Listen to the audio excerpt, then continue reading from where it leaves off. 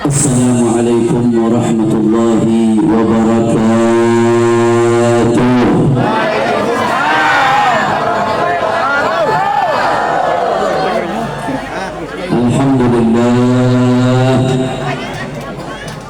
Alhamdulillahi rabbil alamin wa bihi nasta'in ala umuri dunya waddin.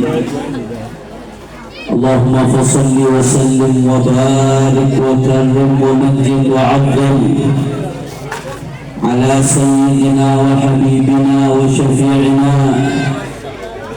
Coba kursinya buat Abah. Kursi.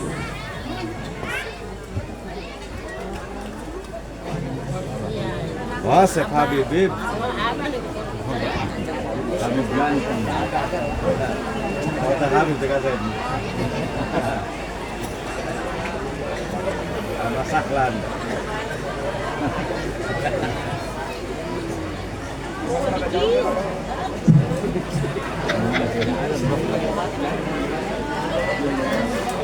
Alhamdulillah. Allahumma fassalli wa sallim wa barik wa karrim wa majid wa 'azzim ala sayyidina wa habibina wa syafi'ina wa nuri qulubina Muhammad sallallahu alaihi wasallam. Al-Fatih lima ughliqa wal khatim lima sabaq nasiril haqq bil haqq والهادي إلى الصراط المستقيم وعلى آله وصحبه حق قدره ومقداره العظيم يا فتاح يا عليم. أما بعد.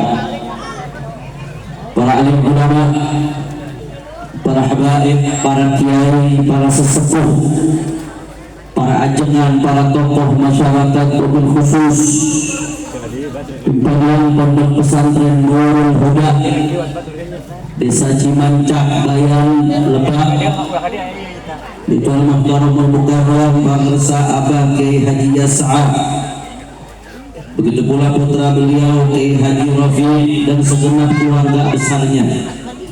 Kita doakan mudah-mudahan beliau panjang umur, sehat walafiat, dijaga zahir batinnya, dimenangkan perjuangannya, diberkahi dzurriyyahnya, diberkahi santri dan santriwatinya.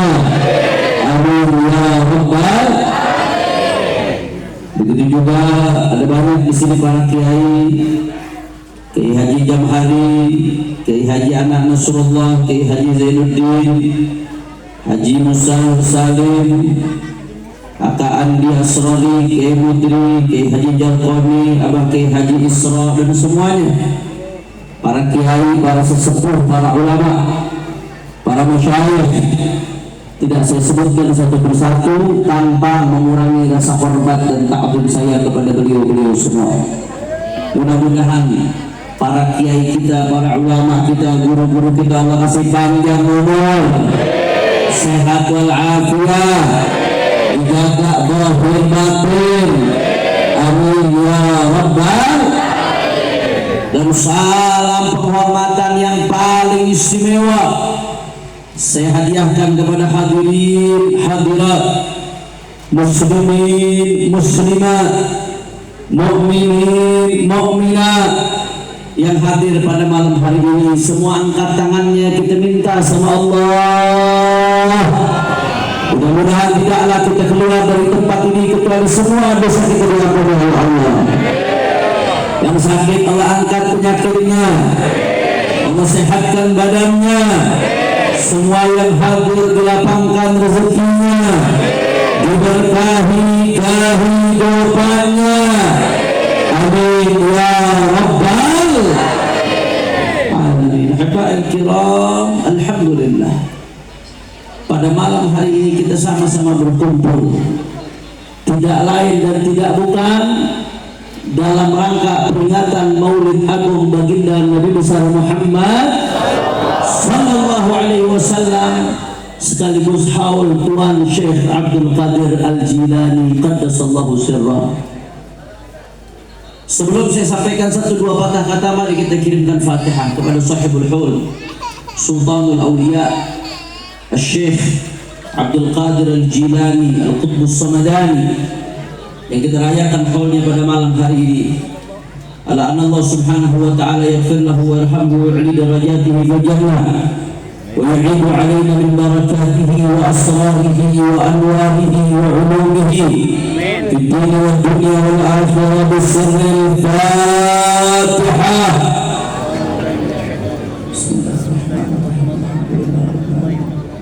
Ar-Rahman Ar-Rahim Maliki Yawmiddin Iyyaka na'budu wa iyyaka nasta'in ihdinas siratal mustaqim siratal ladzina an'amta 'alaihim. Ahibba'il kiram, saudara, Nabi yang kita rayakan maulidnya pada malam hari ini adalah seorang al-insanul kamil, manusia yang sempurna, saudara. Beliau sallallahu alaihi wasallam sempurna fisiknya, sempurna kecerdasannya, sempurna keberaniannya, sempurna segala hal yang ada pada dirinya. Maka tidak akan Anda temukan manusia, bahkan malaikat sekalipun, yang lebih sempurna daripada baginda Nabi besar Muhammad sempurna. Di antara sekian banyak kesempurnaan yang dimiliki oleh Nabi, saudara, beliau sempurna sebagai seorang muallim, guru, pengajar, pendidik. Nggak ada, saudara, guru, pengajar, pendidik yang lebih sempurna dari Rasulullah sallallahu alaihi wasallam. Saking sempurnanya kita punya Nabi sebagai pengajar, guru, pendidik, muallim, sampai-sampai Allah sendiri yang menyatakan dalam Al-Quran, faqala ta'ala walladzi ba'atha fil ummiyina rasulan minhum yatlu alaihim ayatihi wa yuzakkihim wa yu'allimuhum al-kitaba wal hikmah wa in kanu min qablu lafi dhalalin mubin. Shadaqallahul azim. Apa kata Allah Ta'ala, saudara, ketika menggambarkan kita punya Nabi diutus?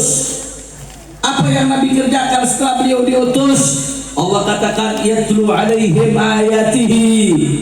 Nabi membacakan ayat-ayat Al-Quran untuk umatnya. Wa yuzakkihim, dan Nabi mensucikan mereka.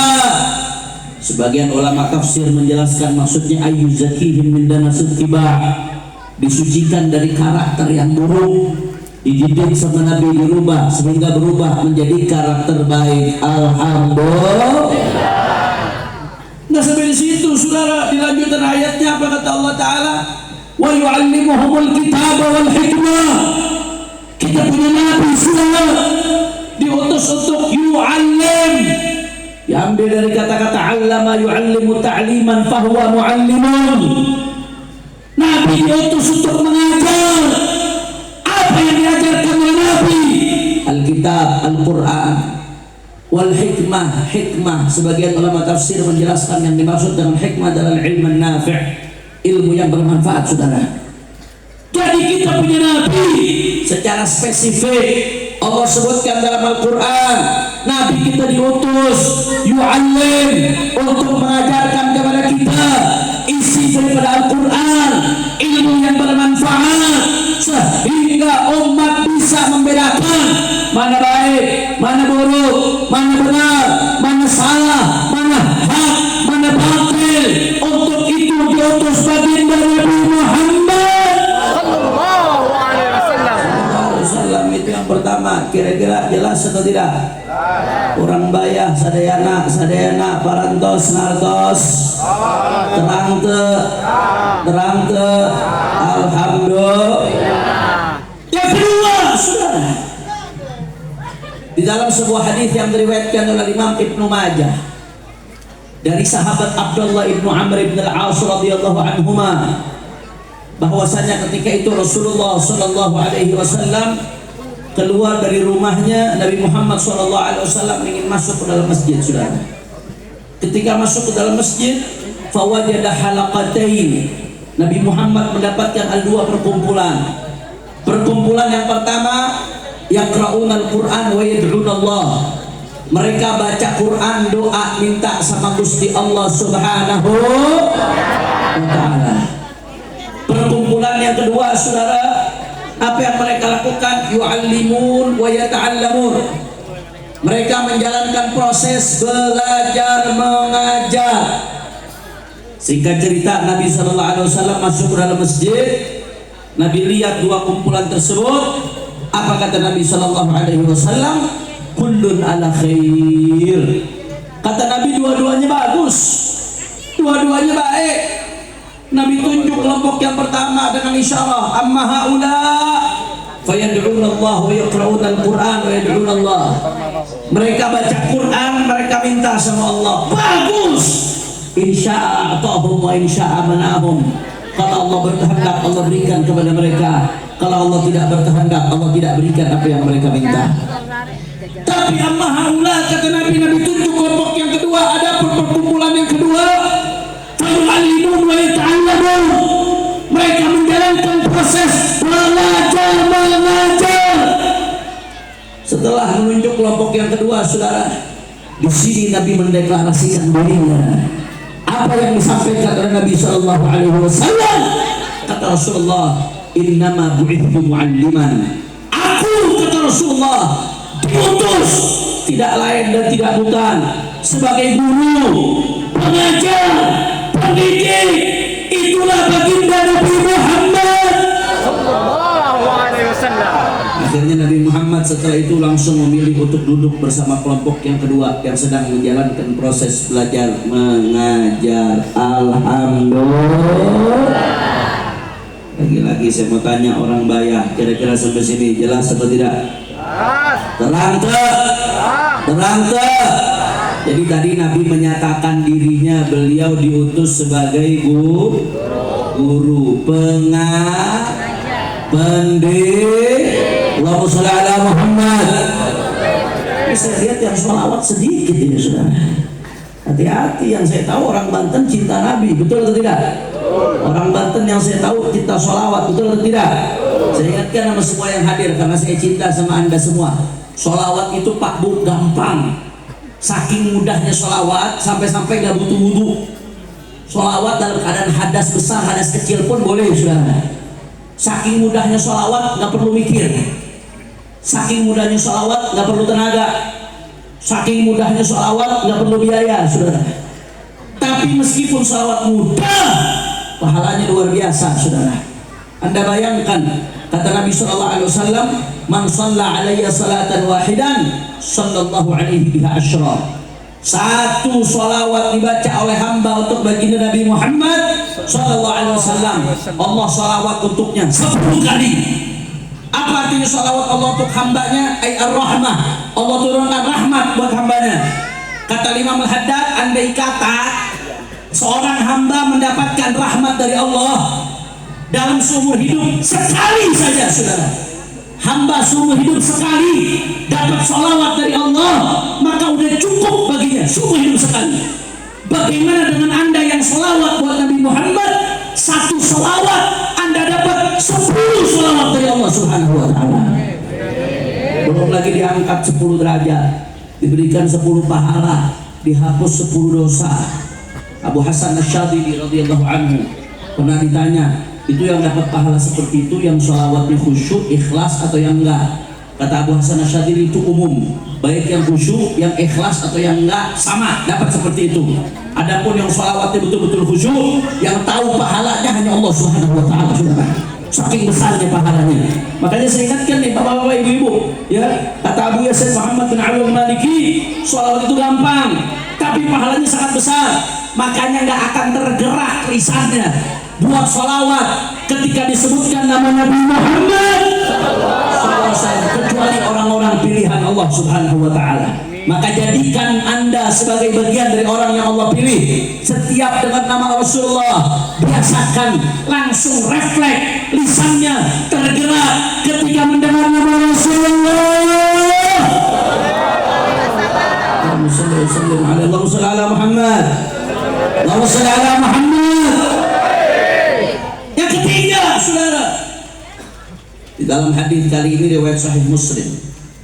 Kalau tadi riwayat Ibnu Majah, sekarang riwayat Sahih Muslim.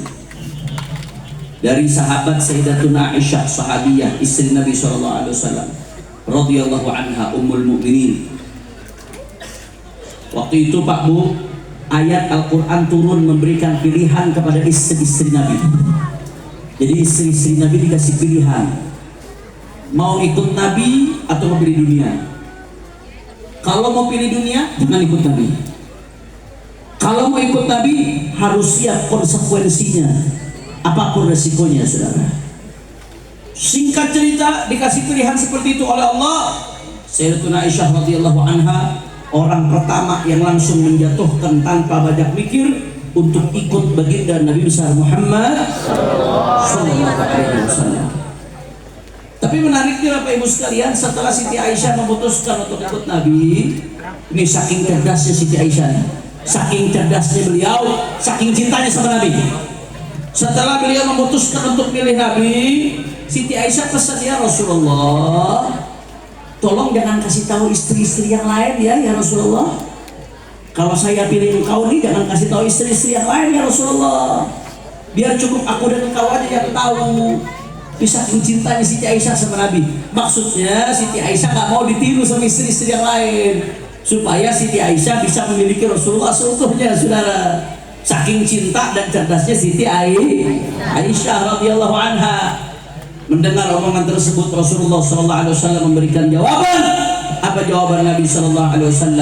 Inni lam ub'ats mu'annitan wala muta'annitan walakin bu'ithtu mu'alliman wa muyassira. Shallu ala Nabi Muhammad. Kata Rasulullah SAW kepada Siti Aisyah, aku, kata Rasulullah, enggak diutus sebagai mu'annit untuk bikin susah orang, wala muta'annit, aku juga enggak diutus untuk mencari-cari kesalahan orang, enggak. Maksudnya Nabi pengen ngasih pesan ke Siti Aisyah, andai ada baiknya saya kasih tahu ke istri-istri yang lain jadi maslahat, nggak ada masalah. Itu maksudnya pesan yang mau Nabi sampaikan, saudara.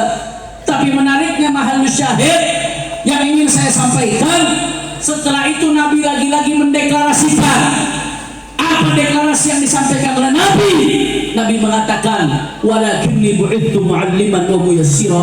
Akan tetapi aku, kata Rasulullah, yang kita rayakan maulidnya pada malam hari ini, aku diutus tidak lain dan tidak bukan sebagai mu'alliman, sebagai pengajar, guru, pendidik, wa muyassira. Dan kata Nabi, aku diutus untuk bikin mudah, bikin gampang umatnya Nabi Muhammad.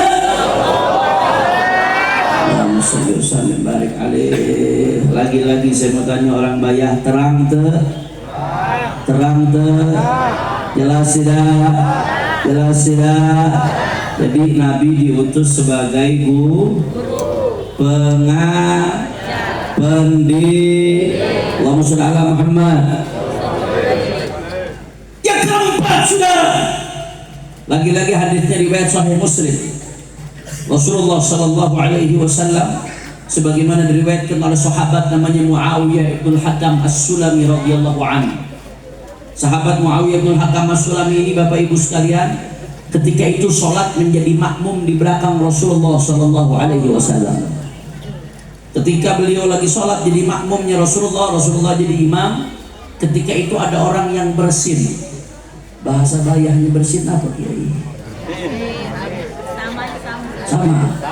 Sama.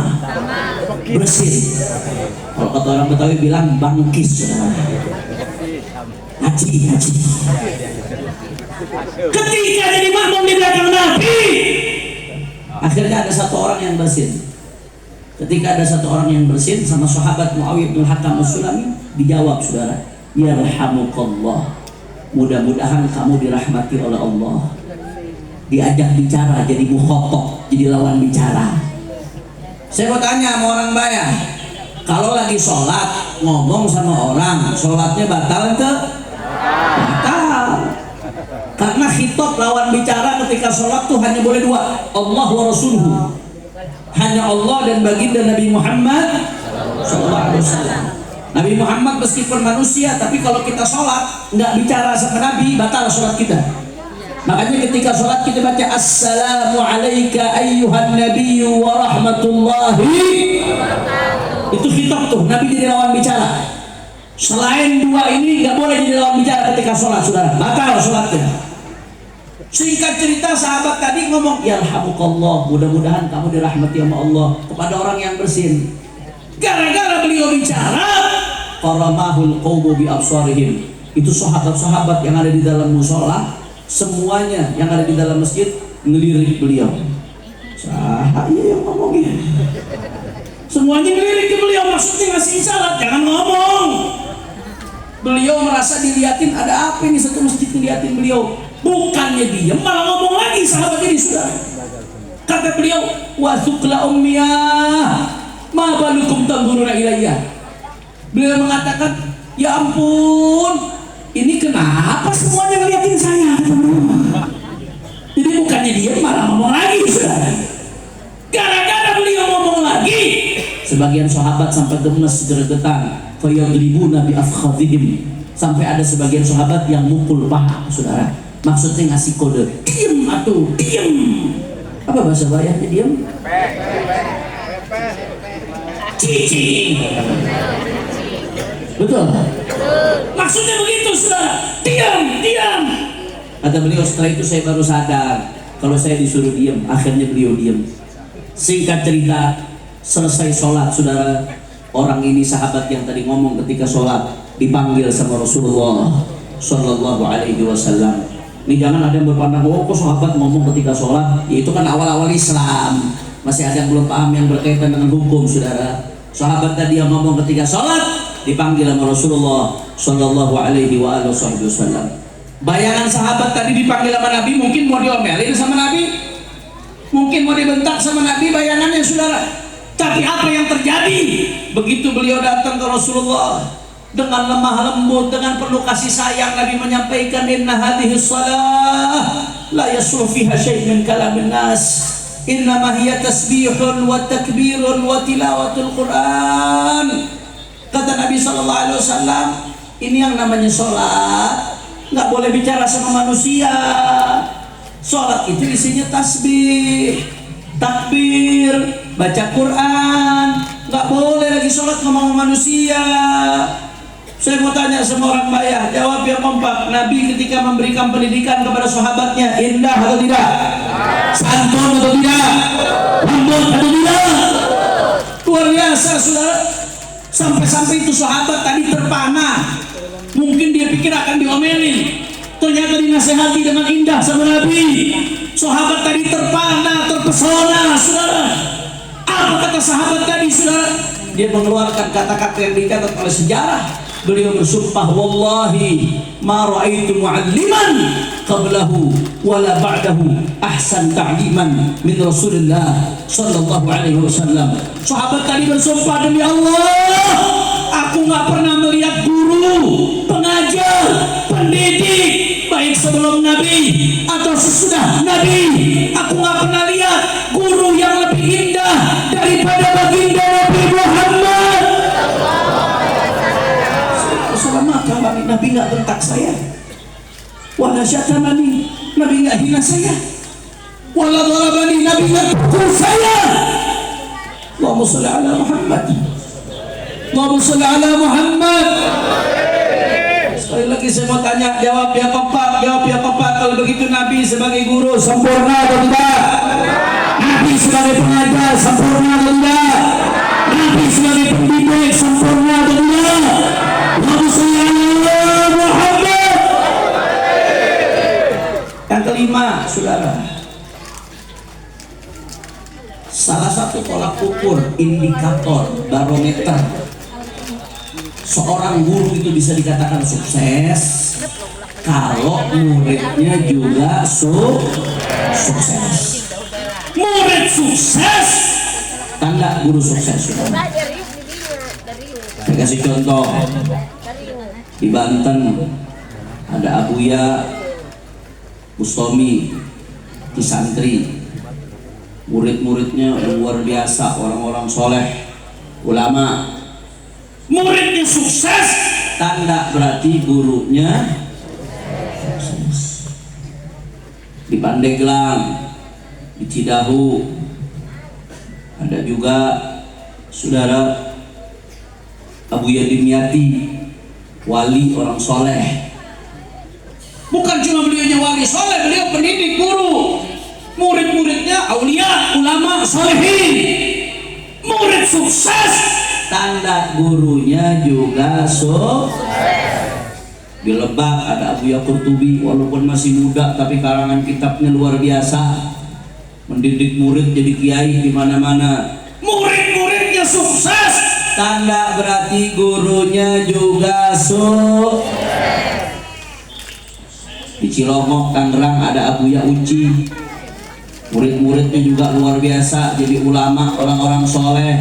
Muridnya sukses, tanda berarti gurunya juga sukses. Betul atau tidak? Betul. Itu indikator, saudara. Maka kalau standar ini kita mau terapkan pada Rasulullah SAW, maka siapa murid-muridnya Rasulullah? Anda tahu murid-muridnya Nabi, saudara? Sayyidina Abu Bakar As-Siddiq, Sayyidina Umar bin Khattab, Sayyidina Uthman bin Affan, Sayyidina Ali bin Abi Thalib radhiyallahu anhum. Ini santri-santrinya Rasulullah. Belum lagi baqiyatul ashr al-mubasysyirin bil jannah, Sa'd, Sa'id bin Auf, Talhah wa Abu Ubaidah wa Zubair, Sadatun Buwaru. Belum lagi wa Hamzatun wa kadal Abbas sayyiduna wa rajuluhul habru man zalatuhul ghiyam. Belum lagi Sayyidina Abu Hurairah, Sayyidatuna Aisyah, Sayyidina Abdullah bin Mas'ud, Sayyidina Abdullah bin Abbas, Sayyidina Ibnu Thabit. Luar biasa murid-murid Nabi. Mereka tinggal di Mekah Madinah, Pak Bu, dikelilingi pada pasir, tapi mereka berhasil menggoncangkan dunia, membawa peradaban cahaya Islam sampai-sampai di tangan murid-muridnya Nabi. Persia tunduk, Romawi tunduk, Islam tersebar, dunia goncang dengan murid-muridnya Rasulullah. Kalau muridnya saja seperti ini, bagaimana dengan gurunya Sayyidina Muhammad? Allahumma shalli ala Muhammad, Allahumma shalli ala Muhammad. Sejarah tidak pernah mencatat dan tidak akan pernah mencatat seorang guru yang lebih hebat daripada Rasulullah SAW. Makanya kalau kita mau bicara ini, Pak Bu, jangankan 1 jam 2 jam, 1 malam seminggu nggak akan selesai. Ini baru kita bicara sisi Rasulullah sebagai guru, pengajar, pendidik, saudara. Jangankan 1-2 malam, 1 minggu 2 minggu akan selesai. Abuya Sayyid Muhammad bin Abdul Malik, salah satu guru daripada Al-Walid Al-Habib Rizik Syihab, mudah-mudahan beliau dijaga oleh Allah Subhanahu wa taala. Abuya Sayyid Muhammad bin Abdul Malik sampai nulis kitab judulnya Usul At-Tarbiyah An-Nabawiyah. pondasi-pondasi tarbiyah tarbiyahnya Rasulullah SAW. Satu kitab Pak full cuma bicara tentang pendidikannya Rasulullah SAW. Ada lagi gurunya Habib Rizik juga, namanya Al-Allamah Syekh Abdul Fattah Abu Ghuddah, ulama besar ahli hadis dari mazhab Hanafi. Beliau nulis kitab judulnya Ar-Rasulul Muallim wa Asalibuhu fit Ta'lim.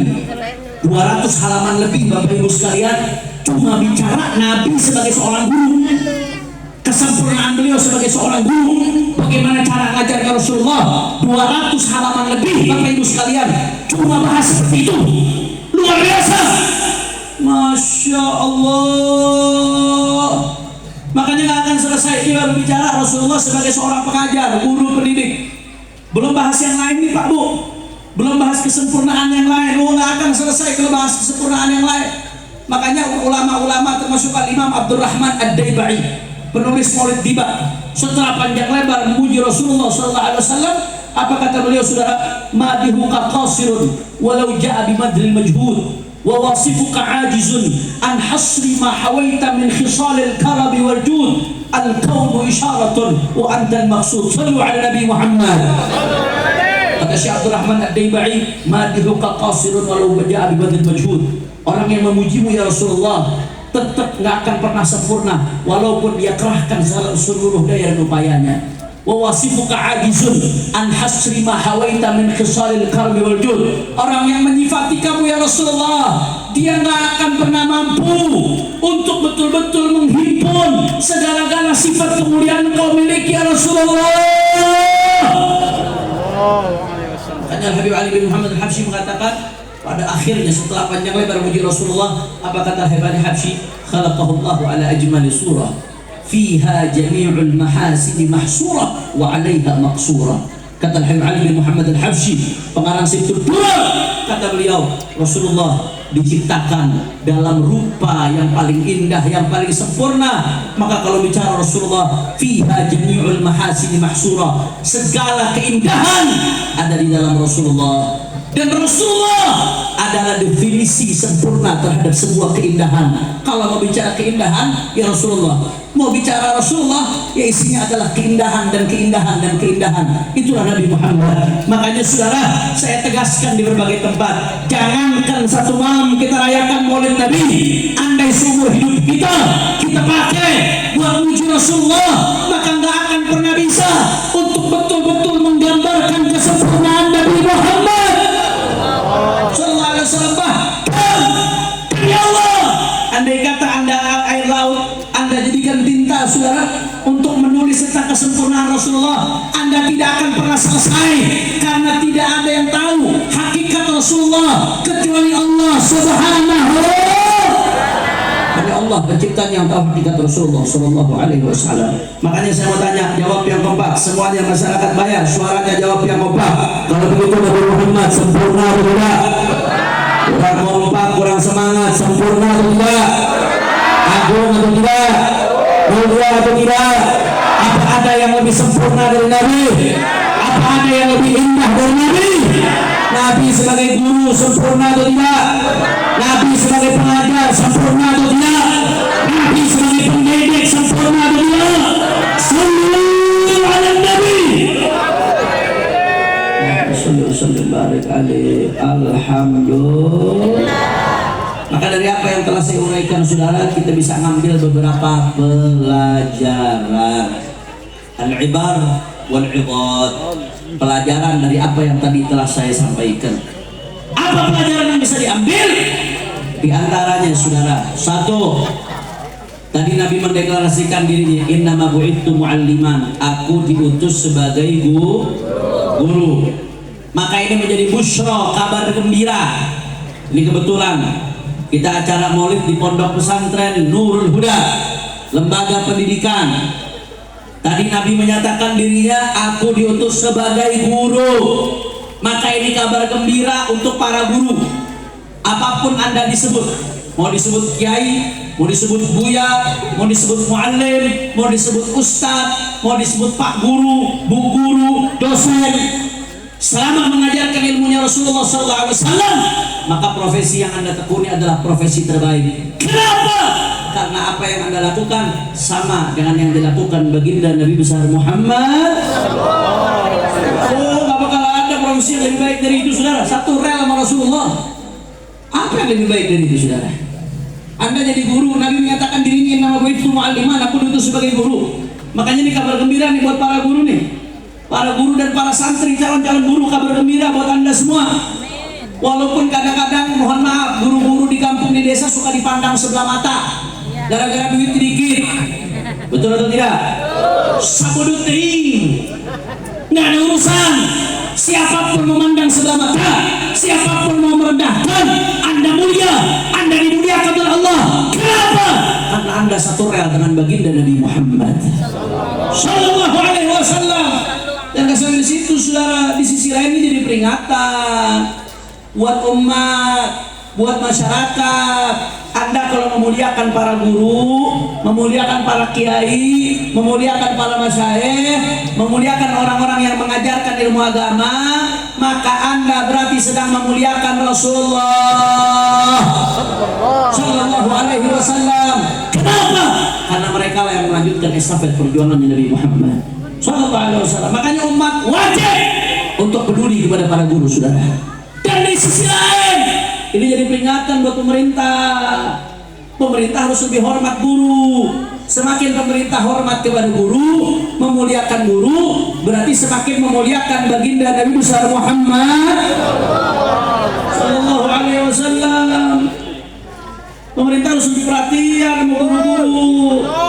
Bukan hanya yang di tempat-tempat sekolah negeri, tapi di sekolah swasta sekalipun wajib. Betul atau tidak? Saya setuju, di satu sisi ustadz, guru dituntut buat ikhlas. Betul atau tidak? Harus memurnikan niat karena Allah Subhanahu wa Ta'ala. Tapi di sisi lain jangan lupa, guru juga bukan rocker aja manusia, saudara. Guru juga manusia, perlu makan, punya kebutuhan, punya anak, punya istri. Kadang-kadang istri juga minta skincare, saudara. Guru juga manusia. Giliran anggota DPR gajinya gede, giliran guru gajinya pas-pasan, saudara. Betul atau tidak? Betul atau tidak? Makanya saya mau rapat sama orang Bayah. Nanti kita sidang nih, sidang Dewan Perwakilan Rakyat Pondok Pesantren Nurul Huda, saudara. Ini buat pemerintah nih, ini khitab buat pemerintah. Karena pemerintah wajib memperhatikan semua guru dimanapun dia ngajar. Mau lembaga swasta, lembaga negeri, semuanya, saudara. Saya mau tanya semua orang Bayah, kira-kira kalau gaji guru ditukar sama gaji anggota DPR, setuju atau tidak? Udah sah. Udah jadi undang-undang ya ini. Wassalamualaikum Muhammad. Wassalamualaikum Muhammad. Maka saya mau tanya semua masyarakat Bayah, siap jaga para guru? Siap jaga para guru? Siap support para guru? Siap dukung para guru? Semua Bayah angkat tangannya, takbir. Sallu ala Nabi. Berapa jam sabrah kita? Jam 11 lewat. Lanjut atau jangan? Kurang semangat, males saya lanjutnya. Lanjut atau jangan? Ini saya Pak, ini saya semalam saya ceramah masih di Kalimantan Selatan. Semalam. Tadi pagi jam 9 baru sampai rumah. Baru istirahat sebentar, siang udah jalan ngajar di Cikupa. Sore selesai ngajar, langsung perjalanan ke sini hampir 5 jam dari Cikupa. Kalau dari Jakarta hampir 6 jam, saudara. Tapi sampai sini semangatnya masih kencang. Orang Bayah nggak kemana-mana, lemes, nunggu. Lanjut atau jangan? Masih semangat? Yakin? Betul? Kami dengar dulu semangatnya orang Bayah. Semua angkat tangannya, takbir! Takbir! Takbir! Sallu ala Nabi. Yang kedua, saudara, pelajaran yang bisa kita ambil dari apa yang tadi saya sampaikan. Saudara, tadi Nabi mendeklarasikan innama bu'ithu mu'alliman. Kalau kita belajar ilmu nahwu, innama yufidul hasar, atau di balaghah juga, saudara. Innama yufidul hasar. Artinya Sesungguhnya aku diutus tidak lain dan tidak bukan sebagai pengajar, guru, pendidik. Artinya apa? Nabi mau ngasih pesan. Sampai-sampai Nabi menjadikan diutusnya Nabi untuk misi pendidikan, saudara. Nabi mau ngasih pesan, saking pentingnya pendidikan, saking butuhnya umat kepada pendidikan. Sampai-sampai Nabi mengatakan innama bu'itsu mu'alliman, aku diutus nggak lain dan nggak bukan sebagai pendidik, saudara. Luar biasa sebenarnya Nabi. Makanya saudara, ini jadi sinyal umat nggak akan pernah baik kecuali kalau pendidikannya Rasulullah SAW dihidupkan di tengah umat, saudara. Bahkan Nabi SAW menyampaikan dalam hadisnya, man yuridillahu bihi khairan yufaqihu fid din. Kata Nabi SAW, kalau Allah menginginkan kebaikan buat seseorang, Allah bikin paham dia ilmu agama. Masya Allah, luar biasa, saudara.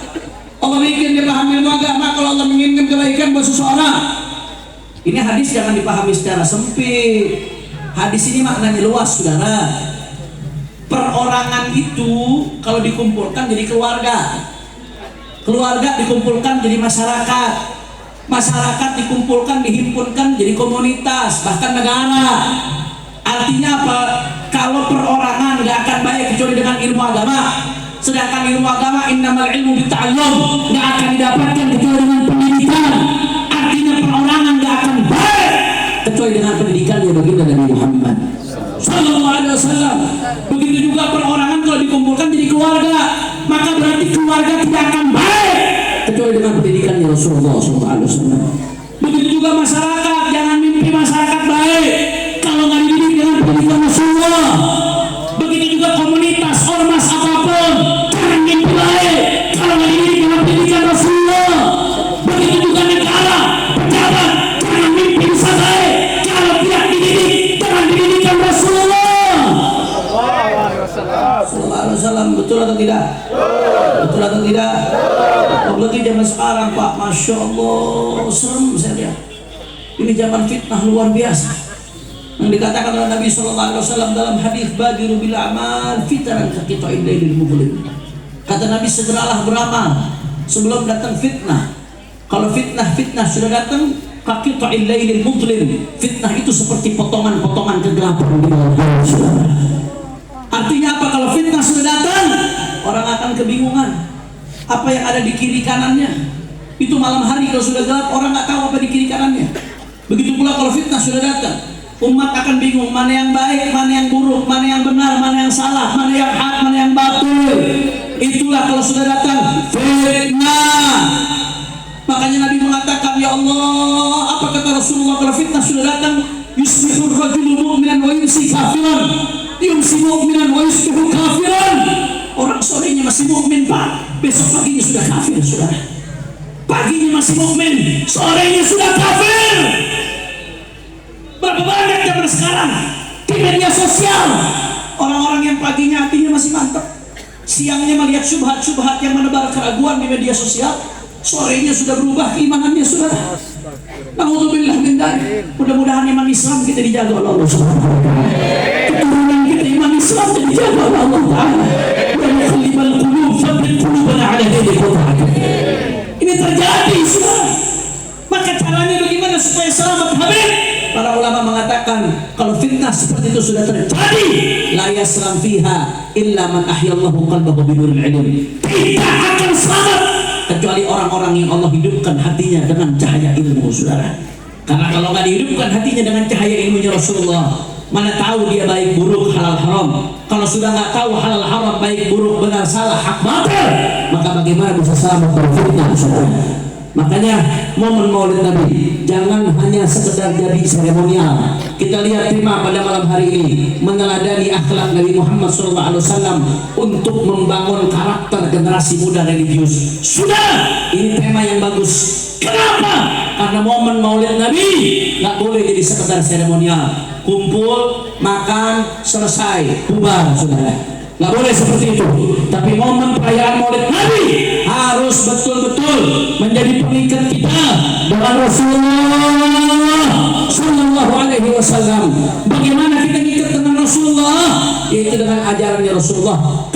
bisa selamat kalau ikut ajarannya Rasulullah. Bagaimana cara bisa ikut ajarannya Rasulullah? Nggak lain dan nggak bukan, harus belajar, harus pendidikan dulu. Bagaimana mau tahu ajaran Rasulullah kalau nggak dididik? Bagaimana mau tahu ajaran Rasulullah kalau nggak belajar? Kalau sudah nggak tahu ajaran Rasulullah, bagaimana mau ikut ajaran Nabi? Kalau nggak ikut ajaran Nabi, bagaimana mau selamat? Betul atau tidak? Betul atau tidak? Membentuk karakter muda, anak-anak muda yang religius. Kenapa? Pendidikan, saudara.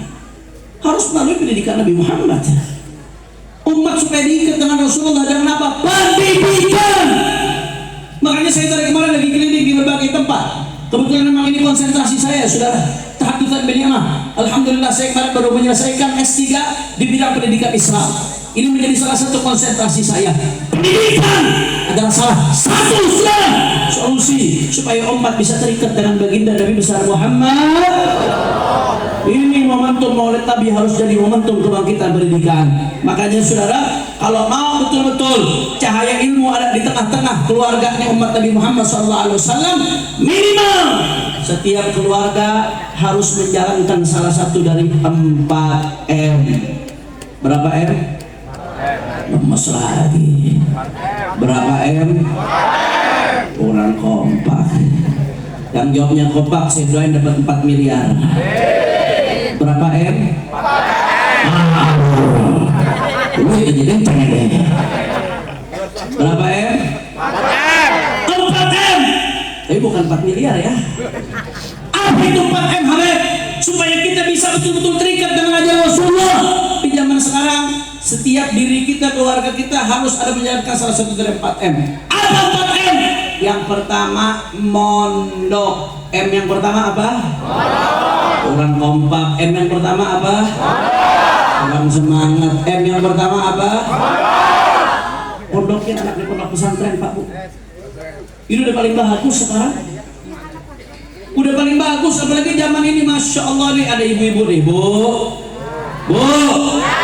Ini ibu-ibu banyak tapi yang jawab dikit, jangan-jangan kuntilanak ya kasih sana. Bu. Sehat Bu. Bu. Ibu-ibu yang ngajinya serius nih, khusyuk, saya doain panjang umur. Sehat walafiat. Makin disayang sama suami. Tapi ibu-ibu yang ngajinya bengong, apalagi main HP, apalagi ngobrol, saya doain mudah-mudahan suaminya kawin 3. Bu. Bu. Jawab yang jujur, anak-anak kita sekarang kalau di rumah kerjaannya main apa? Bangun tidur yang dipegang? Mau sholat yang dipegang? Selesai sholat yang dipegang? Duduk sama orang tua yang dipegang? Lagi sama guru otaknya ada di HP. Mau makan pegang? Sendok atau masa mau makan pegang HP? HP nggak berhenti.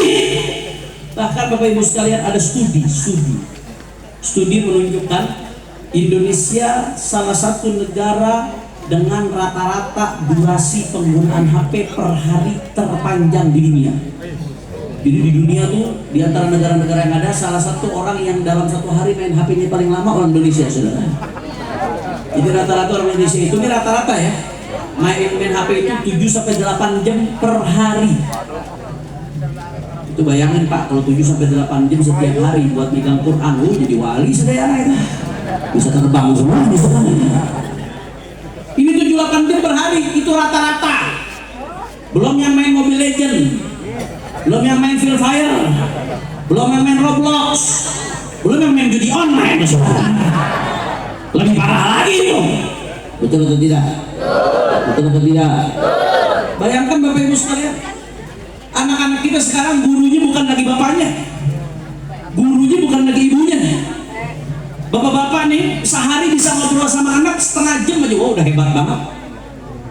Ibu-ibu bisa ngobrol sama anak 1 hari 1 jam, wow udah luar biasa Bu kalau bisa. Enggak, gurunya anak-anak kita bukan lagi bapak ibunya, gurunya bukan lagi ustadznya. Kalaupun dia di kelas, dadan di depan guru, otaknya di HP. Betul atau tidak? Saya sedang bicara realita pahit yang ada di setiap rumah kita. Ini kita hadapi saat ini. Anda bayangkan anak-anak kita di masa masa-masa muda, masa pertumbuhan, masa-masa pembentukan pola pikir, masa-masa pembentukan karakter, masa-masa pembentukan jati diri, saudara, masa-masa penanaman akidah. Anak-anak kita nggak belajar sama gurunya lagi, nggak belajar sama bapak ibunya lagi, tapi gurunya yang selalu bersama dia, yang mengambil konsentrasinya apa? Facebook, Instagram, Twitter, YouTube, TikTok. Betul atau tidak? Betul atau tidak? Anda bayangkan Bu Pak, sekarang yang membentuk pola pikir anak-anak Anda yang tadi saya sebutkan itu yang terus menanamkan pikiran. Saya kadang-kadang, ya Allah, alhamdulillah di generasi kita nih, kita dididik sama orang-orang tua kita, sekarang masih bisa kumpul, cinta sama Rasulullah, percaya namanya barakah, dan seterusnya. Saya khawatir akan datang satu generasi anak-anak hasil didikan media sosial, udah nggak mau lagi seperti ini, sudah mau bilang. Mudah-mudahan anak-anak itu dijaga oleh Allah Subhanahu wa Ta'ala. Makanya di tengah tantangan zaman yang begitu luar biasa mengerikan, alhamdulillah ada pondok pesantren Bapak Ibu sekalian. Anak-anak Bapak Ibu sekalian dijaga di pondok pesantren. Begitu santri-santriwati masuk pondok pesantren, di umumnya pondok pesantren, saudara, yang pertama dilakukan apa? Dipisahkan dulu itu anak dari setan yang namanya HP, saudara. Dipisahkan dulu. Enggak, bukan supaya anak itu terbelakang secara teknologi, bukan, tapi supaya dia bisa dibentuk secara murni oleh guru-gurunya. Nanti kalau sudah siap pegang lagi silahkan. Dipisahkan dulu. Anak bapak ibu jam 3 malam udah dibangunin tahajud, bapak ibunya didoakan saudara ketika tahajud, padahal bapak ibunya aja nggak tahajud, saudara.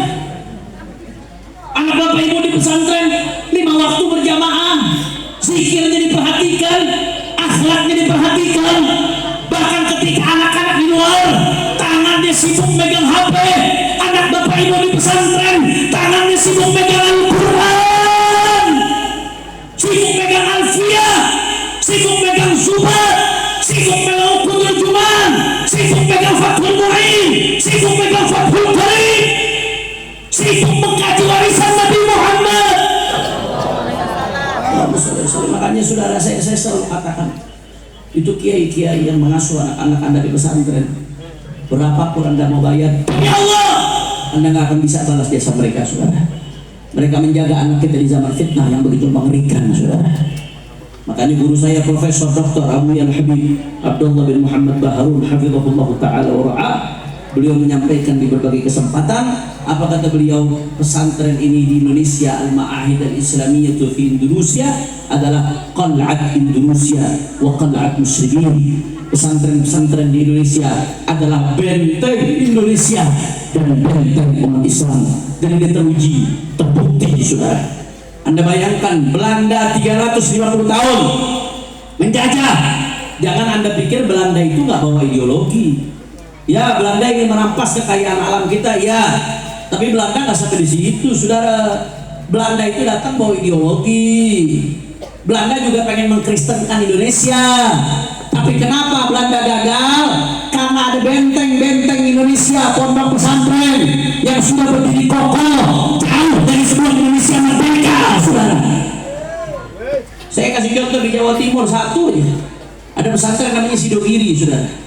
Itu sudah 290 tahun berdiri kokoh jauh sebelum Indonesia merdeka, luar biasa. Dia jaga akidah umat, saudara. Dari Sidogiri itu lahir ulama-ulama besar, Kiai Khalil Bangkalan. Kiai Khalil Bangkalan punya murid Kiai Hasyim Asy'ari, jadi benteng Ahlus Sunnah wal Jamaah. Makanya luar biasa. Jangan kaget, pesantren ini benteng umat Islam, benteng Indonesia. Maka banyak orang kalau mau menghancurkan Indonesia, maka caranya bagaimana? Hancurkan dulu bentengnya, yaitu pesantren, saudara. Makanya jangan kaget, umat Islam belakangan ini ada upaya sistematis masif untuk menghancurkan pesantren, merusak nama baik pesantren. Itu terjadi. Kita bisa lihat sekarang ada di medsos, kalau ada 1-2 pondok pesantren melakukan kesalahan atau melakukan kejahatan, beritanya akan diangkat terus-terusan, seolah-olah nih saudara pengen dibikin kesan pesantren itu tempat cabul, pesantren tempat pelecehan seksual, pesantren tempat penyimpangan seksual, pesantren tempat bully, pesantren tempat feodalisme, perbudakan modern. Diangkat terus beritanya, seolah-olah semua pesantren seperti itu. Saya sampai ada ketemu satu perempuan, ibu-ibu, ini perempuan ini hidup di lingkungan keluarga ulama. Tapi dia ngomong sama saya, Pak Habib, saya takut sekarang mau nunjukin anak saya pesantren. Kenapa? Karena pesantren tempat cabul. Saya takut anak saya jadi korban cabul. Masya Allah, seolah-olah wajah pesantren semuanya seperti itu, saudara. Ini nggak main-main, Pak, Bu. Ya, kita nggak pungkiri ada satu dua yang seperti itu ada. Dan kalau ada yang seperti itu, kita minta supaya dihukum seberat-beratnya. Setuju atau tidak? Setuju atau tidak? Kenapa? Karena kalau ada oknum-oknum pesantren yang seperti itu, selain melakukan kejahatan di mata negara, kejahatan di mata agama, dia juga mencoreng nama baik pesantren. Tapi yang seperti itu berapa persen? 0,00000 sekian persen. Pesantren yang bagus lebih banyak, pesantren yang soleh-soleh lebih banyak, pesantren yang sukses mendidik aulia, ulama, solehin, tokoh bangsa lebih banyak. Betul. Kenapa? Seolah-olah itu jadi wajah pesantren. Dan nggak sampai di situ, saudara. Kalau kita mau bandingkan, bicara apa? Cabul, pelecehan seksual, penyimpangan seksual, bully, itu di luar pesantren jauh lebih banyak. Di luar pesantren jauh lebih mengerikan, jauh lebih menakutkan. Kenapa yang dituding pesantren? Betul atau tidak? Betul atau tidak? Karena ada orang-orang yang sadar nggak akan bisa menghancurkan Indonesia kecuali dengan cara menghancurkan pesantren. Dibuat citra buruk pesantren, saudara, supaya masyarakat kehilangan kepercayaan kepada pesantren. Kalau masyarakat kehilangan kepercayaan kepada pesantren, maka benteng ini lama-lama akan goyang. Kalau benteng ini akan goyang, mereka akan hancurkan Indonesia, saudara. Makanya saya mau serukan umat Islam masyarakat, ayo kita jaga pondok pesantren, kita hidupkan pondok pesantren, dukung pondok pesantren baik secara moral ataupun material. Ini pesantren Nurul Huda, ayo sama-sama kita dukung. Saya ngomong seperti ini bukan berarti pesanan Kiai Rofi ya, bukan. Ini saya ngomong murni dari apa yang saya sampaikan. Dan ini amanat guru saya Profesor Habib Abdullah Baharun untuk menyampaikan di berbagai tempat, saudara. Jangan main-main, ayo kita jaga pondok pesantren, dukung pondok pesantren baik secara moral ataupun material. Anak-anak kita supaya selamat di zaman yang mengerikan ini, masukkan anak kita ke pondok pesantren. Yang penting pesantrennya pesantren Ahlus Sunnah. Jangan asal masukin anak ke pesantren. Oh, yang penting kata Habib Hanif anak masukin ke pesantren, akhirnya dimasukin ke pesantren Az-Zaitun belajar sama Syekh Panji Gumilang, saudara. Jangan pesantren yang dilihat cuma bangunannya doang. Mau masukin anak pesantren lihat yang penting bangunannya besar. Anak itu makan batu bata emangnya. Bangunan sarana prasarana penting, saya nggak menafikan. Tapi bukan itu pertimbangan nomor satunya. Pertimbangan nomor satu itu bagaimana akidahnya, bagaimana pendidikan akhlaknya, bagaimana syariatnya, bagaimana keistiqomahan muassis dan pada guru-gurunya. Itu yang mesti pertama dilihat. Bangunan nomor sekian. Makanya saya mau tanya semua yang ada di sini, siap kita hidupkan pondok pesantren? Orang kompak, orang semangat, siap jaga pondok pesantren? Siap hidupkan pondok pesantren? Siap jaga pondok pesantren? Siap hidupkan pondok pesantren? Kalau ada yang mau merusak yang baik pesantren, diamkan atau lawan? Diamkan atau lawan? Siap jaga para kiai? Siap jaga pondok pesantren? Takbir! Yang pertama apa tadi? Lupa semua. Yang pertama apa? Kurang kompak. Yang pertama? Kurang kompak. Yang pertama? Habib, saya nggak bisa jauh-jauh dari anak, Habib. Saya nggak bisa masukin anak ke pesantren. Kumaha? Iya, Habib. Nggak bisa Abdi masukin anak ke pesantren. Nggak bisa jauh-jauh dari pesantren. Anaknya mau dikempet aja sudah. Ya udah nggak apa-apa, nggak ada masalah. Ambil M yang kedua. Apa M yang kedua? Madrasah. M yang kedua apa? Madrasah. Kurang kompak. M yang kedua apa? Madrasah. Masih lemes. M yang kedua apa? Ini baru orang Banten, saudara. Madrasah. Nggak masuk pesantren nggak apa-apa, tapi minimal madrasah. Madrasah itu banyak yang bagus kok, banyak yang unggulan. Dan anak-anak umat Islam di madrasah dapat ilmu dunia, dapat juga ilmu akhirat. akhirat. Man arada al-ilma man arada dunya fa'alaihi bil ilmi, man arada al-akhirata fa'alaihi bil ilmi, man arada huma fa'alaihi bil ilmi. Madrasah tempat itu saudara. Saya heran kadang-kadang sebagian orang Islam gengsi masukin anaknya ke madrasah, merasa kalau anaknya masuk madrasah nggak unggulan, anaknya masuk madrasah nggak keren. Padahal di madrasah justru anak-anak umat Islam dapat dunia, dapat juga akhir. Di dalam doa, Rabbana atina fid dunya wa fil akhirati, mintanya hasanah dunia, hasanah akhirat. Di dalam pendidikan nggak mau hasanah dunia akhirat, saudara.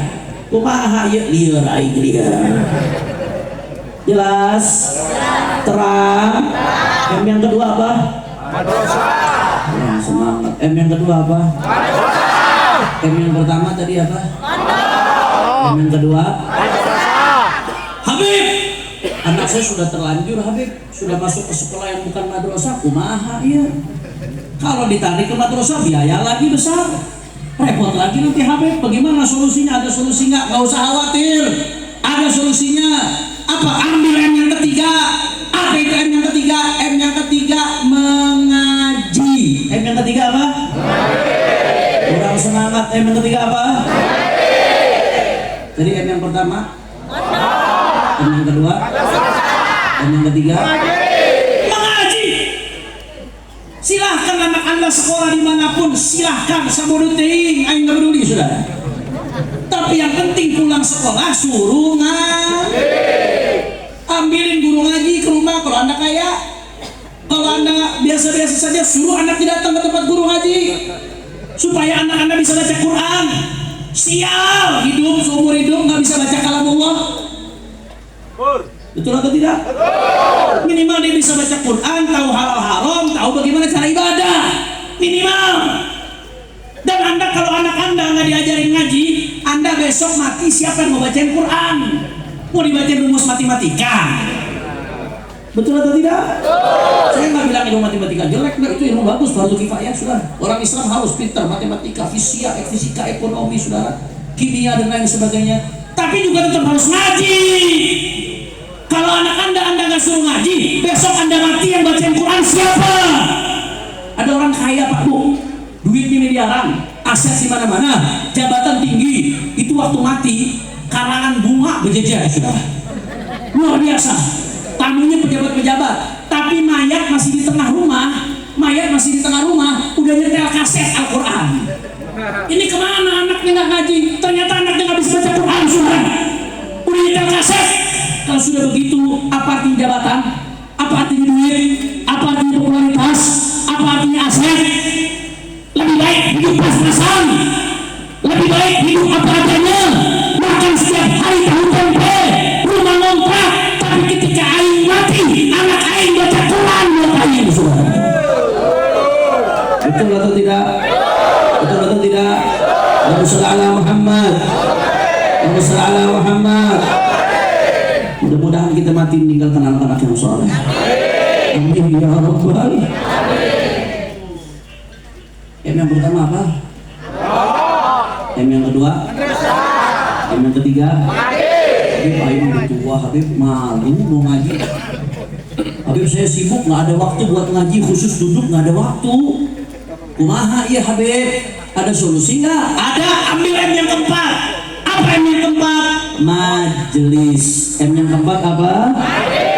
Nggak apa-apa, nggak bisa ngaji khusus, majelis minimal seminggu 2 kali. Habib seminggu 2 kali nggak ada waktu, ya udah nggak apa-apa seminggu sekali. Habib seminggu sekali nggak ada waktu, bohong siapa? Ada waktu buat majelis, giliran buat nongkrong waktu ayah deh. Giliran buat main HP waktu ayah deh. Giliran buat ngopi waktu ayah deh. Giliran buat majelis saya waktu begitu. Iya. Betul. Ada alasan buat nggak majelis, minimal belajar cari di majelis masjid-masjid, musola-musola, saudara. Di kiai-kiai banyak di Banten ngaji ilmu-ilmu dasar, ilmu fikih, dasar ilmu akidah, dasar ilmu akhlak, nggak usah dalam-dalam, dasar-dasarnya aja. Yang penting menggugurkan fardu ain, tahu bagaimana hidupin saudara dirinya. Habib, saya di pelosok, nggak ada majelis. Ya udah, ada internet ya, masih ada Beb. Bisa ngaji lewat YouTube. Nggak ada alasan zaman sekarang. Saya tahadutsan bin hikmah. Saya ngajar setiap bulan pengajian bulanan saja itu kurang lebih 19 titik dengan berbagai kitab yang berbeda. 19 titik dengan berbagai disiplin yang berbeda. Itu hampir semuanya ditayangkan di channel YouTube saya. Apa channel YouTube-nya Habib? Habib Hanif Official. Like, subscribe, and share. Selain promosi ya. Nggak ada alasan buat nggak ngaji. Kiai-kiai yang pengajiannya di YouTube ditayangkan secara live banyak, saudara. Masa kamu nggak mau belajar juga, nggak mau majelis?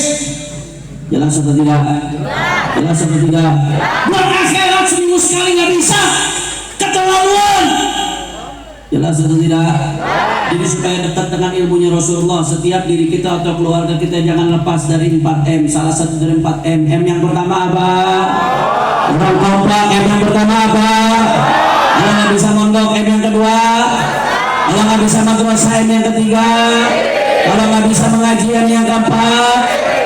Mondok nggak mau, madrasah ogah, mengaji nggak mau, majlis ogah. Silahkan ambil M yang kelima. Apa itu M yang kelima? Modal siap. Habib kok kasar banget sih Habib ngomongnya. Bukan saya yang ngomong Imam Syafi'i. Imam Syafi'i bilang apa? Wa man fatahu ta'lim waqta syababihi fakabbir alaihi arba'an li wafatihi. Kata Imam Syafi'i, kalau ada anak muda nggak mau ngaji, saudara, maka kata Imam Syafi'i, solati dia dengan sholat jenazah. Makanya besok masyarakat Bayah kalau melihat anak-anak muda nggak mau ngaji, ambil keranda, masukin ke dalam keranda, umumkan innalillahi.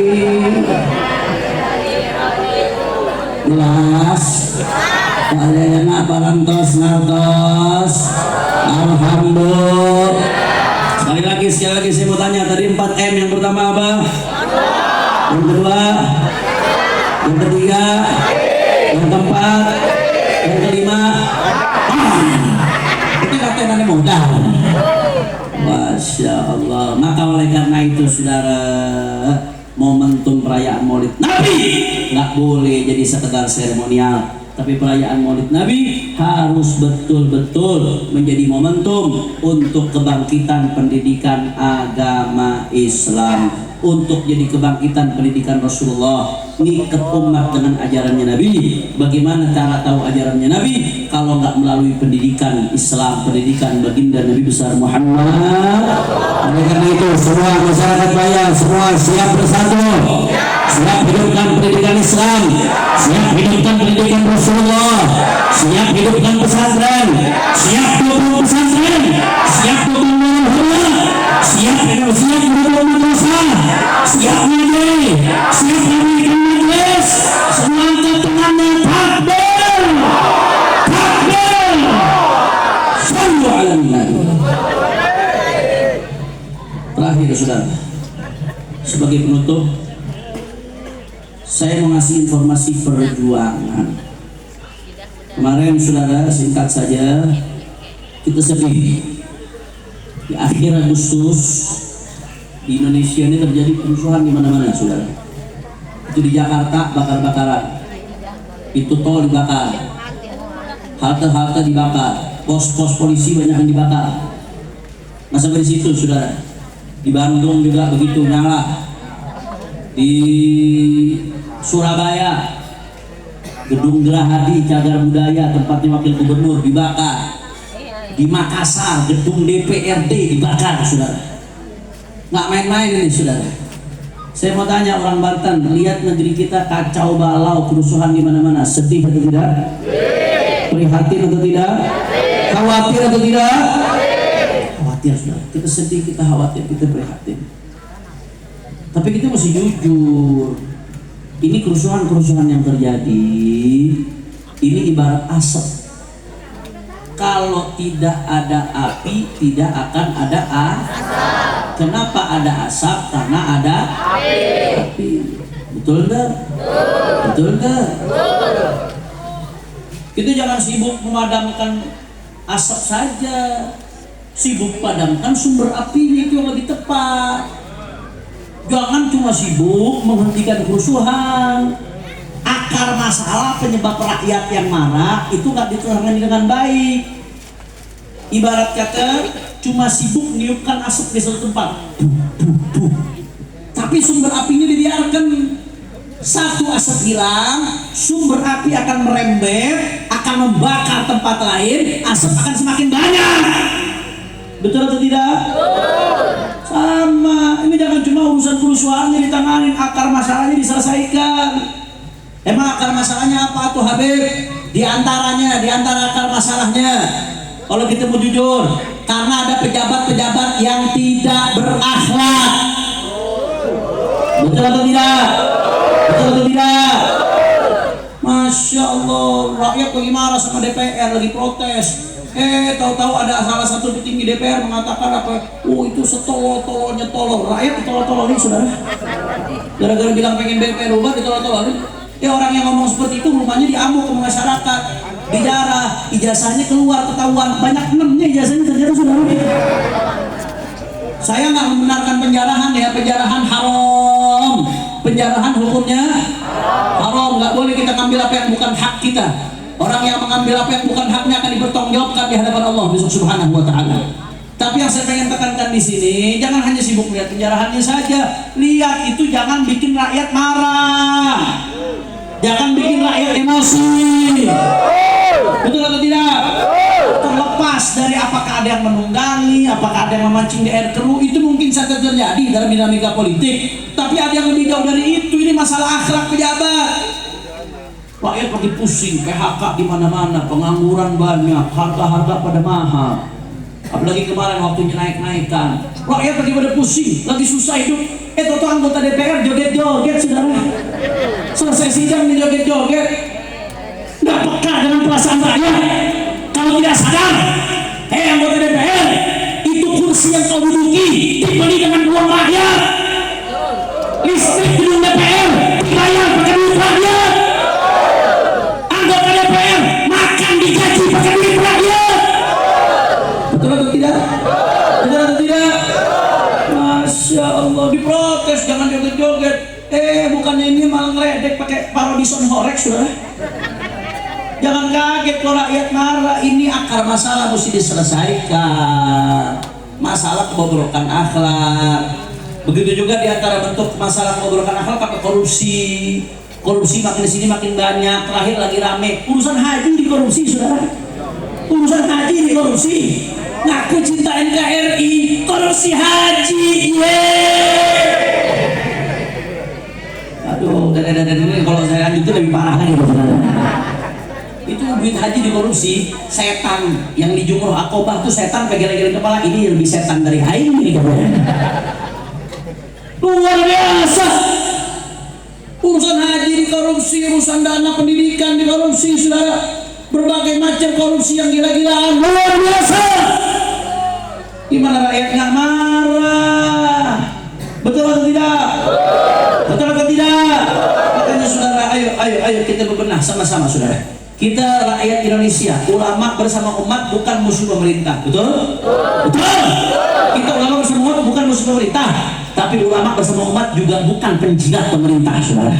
Apa yang dilakukan ulama bersama umat? Ini kaidah Ahlussunnah wal Jamaah. Kalau ada kebijakan pemerintah atau ada program pemerintah yang baik, yang positif, yang membawa kemaslahatan kepada rakyat, maka atiullah wa atiur rasul wa ulil amri minkum. Wajib bagi kita taat, patuh, dukung program tersebut, saudara. Setuju?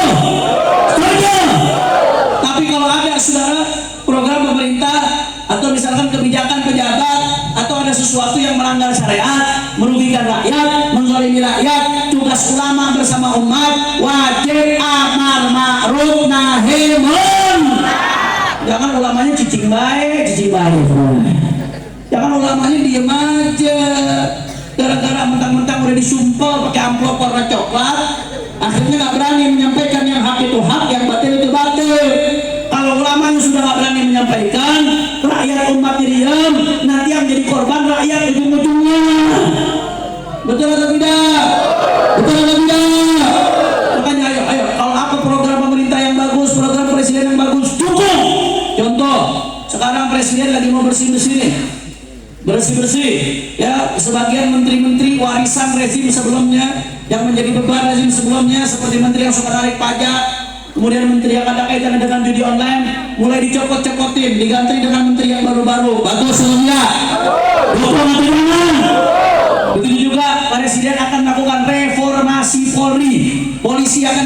bersih saudara. Karena memang polisi ini banyak masalah. Urusan KM50 aja sampai sekarang belum selesai. Nyawa 6 laskar sampai sekarang nasibnya belum jelas. Dibunuh, difitnah. Betul atau tidak? Betul atau tidak? Ini mesti jelas saudara.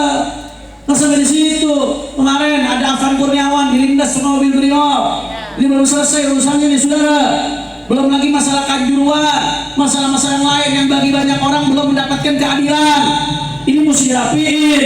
Makanya saya mau tanya, kalau presiden punya program reformasi Polri, bagus atau tidak? Dukung atau jangan? Kita dukung saudara. Kalau presiden mau melawan mafia, melawan korupsi, bagus atau tidak? Dukung atau jangan? Kalau ada program dari pemerintah yang bagus, kita dukung. Ada program dari pemerintah yang bagus, kita support, kita taat. Tapi saudara, tugas ulama bersama umat, kalau ada kebijakan pemerintah yang melanggar syariat, merugikan rakyat, wajib bagi kita untuk amar ma'ruf nahi munkar, untuk menyampaikan yang hak itu hak, yang batil itu batil. Saudara, saya pernah di penjara 1 tahun, saya di penjara menemani Sayyidul Walid Al-Habib Rizik bin Syihab. Saya tahu saudara, saya di penjara konsekuensi dari amar ma'ruf nahi munkar saudara. Tapi saya tak peduli, kita akan terus bersama Front Persatuan Islam dan ulama-ulama lainnya untuk terus menyampaikan kebenaran, terus amar ma'ruf nahi munkar. Kita cinta kepada negeri ini, satu negeri, mau dikaji, mau dimaki, mau dihina, mau difitnah, mau dipenjara, mau dibunuh sekalipun, kaki dari kepala, kepala dari kaki, mati bersih pada, jangan pernah mundur untuk terus jaga Indonesia, saudara. Takbir, takbir, takbir. Maka saya tanya masyarakat Banten semuanya siap bersatu, siap rapatkan barisan, siap jaga persatuan, siap amar ma'ruf nahi munkar, siap amar ma'ruf nahi munkar, siap amar ma'ruf nahi munkar. Semua angkat tangannya, takbir. Shallu ala nabi. Hanya terakhir sebagai penutup, sama-sama kita baca sholawat saudara. Dengan niat mudah-mudahan barokah sholawat negeri kita dijaga oleh Allah. Pemimpin-pemimpin dan pejabat-pejabatnya dapat taufik dan hidayah. Rakyatnya dapat taufik dan hidayah. Ulamanya dapat taufik dan hidayah. Amin ya rabbal. Kita lihatin juga mudah-mudahan barokah sholawat nih, semua yang hadir yang punya hajat Allah kabul hajatnya. Yang sakit Allah angkat penyakitnya. Semua yang hadir disehatkan badannya. Semua yang hadir dilapangkan rezekinya, dilunasi hutang-hutangnya. Semua yang hadir yang sedih disenangkan hatinya, dibahagiakan dari dunia sampai akhiratnya. Amin ya rabbal.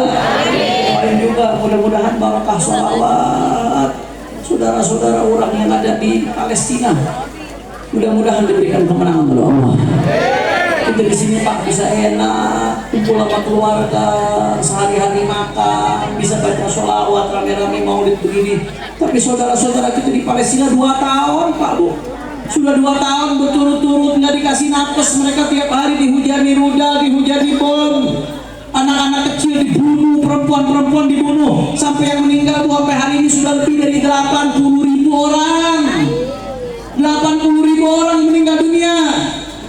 Ini satu kecamatan Bayah, saya nggak tahu sampai nggak 80.000 orang saudara. Ini 80.000 orang meninggal dibantai. Ya Allah, ya Allah ya Allah. Kita doakan mudah-mudahan barokah salawat, mudah-mudahan Palestina merdeka insyaallah. Israel hancur, Amerika hancur, sekutu-sekutunya hancur. Amin ya rabbal, amin ya rabbal. Dan sama-sama ayo semuanya juga saudara, sambil kita baca sholawat, kita doakan saudara kita di Palestina, kita berjuang. Jangan sampai besok di dalam kubur kita ditanya, man ikhwanuka, siapa saudaramu? Kita jawab al muslimun ikhwani, orang-orang Islam adalah saudaraku. Malaikat jawab balik, bohong kau, dusta kau. Kenapa? Kau ngaku orang Islam saudaramu, tapi saudaramu di Palestina dibantai, dibunuh di zaman ketika kau hidup. Kau diam, kau bungkam, kau tidak melakukan apapun. Ya Allah, maka oleh karena itu saudara, ayo kita berjuang dengan apa yang bisa kita lakukan. Kita nggak bisa berangkat ke sana, tapi uang kita bisa sampai ke sana, saudara. Front Persaudaraan Islam, alhamdulillah sudah 100 kali lebih, 100 tahap lebih dari 7 Oktober sampai sekarang berhasil memasukkan bantuan ke Gaza. Alhamdulillah. Itu bukan dari FPI, itu dari umat saudara. Maka ayo sebagai bentuk tanggung jawab kita kepada Rasulullah SAW, nanti sambil baca sholawat, sambil kita keluarkan infak terbaik kita buat saudara-saudara kita di Palestina. Insya Allah. Mulai dari di atas dulu ya, mulai dari di atas. Di atas ini Ustaz Maulid, banyak amplopnya, jadi nyembangnya gede Ustaz jadi saudara. Mulai dari di atas dulu, dari baru yang bawah, mulai dari ke saya. Saya nggak mau, saya ngajak orang, saya nggak nyumbang, nanti saya ditutup di akhirat. Ayo sama-sama semuanya semua sambil baca sholawat. Siap goncangkan bayar dengan sholawat? Ya. Tapi disuruh nyumbang sholawatnya lemes lagi. Siap goncangkan bayar dengan sholawat? Ya. Goncangkan bayar dengan sholawat? Ya. Allahumma sholli ala Muhammad. Ayo sama-sama semuanya semua. Allahumma sholli ala Muhammad.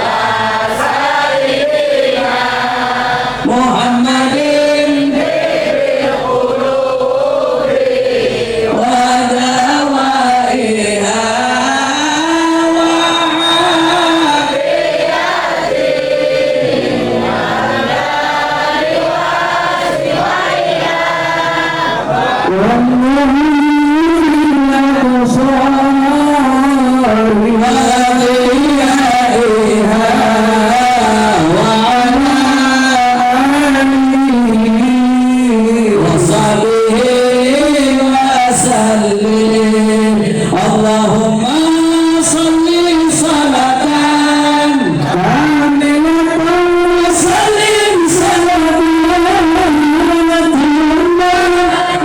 sayyidina Muhammadin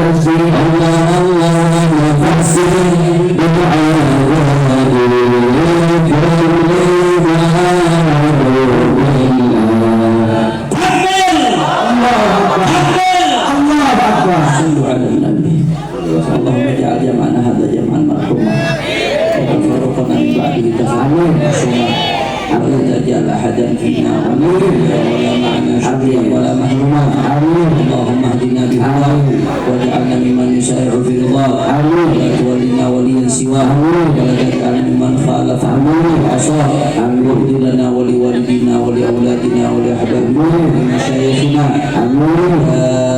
حسيه معنويه واخرويه بالبريه يا مولانا يا مجيب حرمنا توسلنا عليك بالحبيب تقضي حاجتنا ثم الى آمين يا الشيخ عبد القادر الجيلاني أن الله يتغشاهم برحمة آمين سر الفاتحة أعوذ بالله بسم الله الحمد لله الرحمن الرحيم إياك نعبد وإياك نستعين صراط الذين.